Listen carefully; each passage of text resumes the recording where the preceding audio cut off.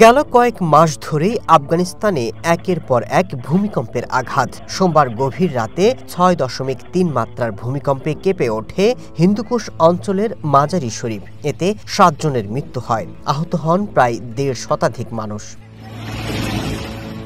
হিন্দুকুশ অঞ্চলের মাজারি শরীফ শহরের কাছে খেলামে ২৮ কিলোমিটার গভীরতায় ভূমিকম্পটি আঘাত হানে।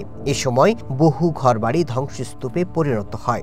ভূমিকম্পের পর চলছে উদ্ধার কাজ। নিহতের সংখ্যা আরও বাড়তে পারে বলে আশঙ্কা করা হচ্ছে। গেল ৩১শে আগস্ট আফগানিস্তানে দেশটির ইতিহাসে সবচেয়ে বড় ভয়াবহ ভূমিকম্প আঘাত হানে। তাতে ২,০০০-এর বেশি মানুষের মৃত্যু হয়, আহত হন আরও প্রায় ৩,০০০ মানুষ। ২০২১ সালে তালিবান আফগানিস্তানের ক্ষমতা দখল করে। এরপর ভূমিকম্প সহ বেশ কয়েকটি বড় প্রাকৃতিক দুর্যোগের মুখোমুখি হয়েছে দেশটি।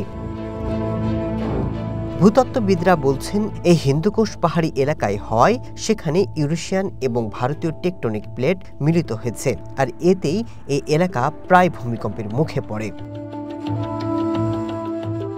Masud Rana, one international desk.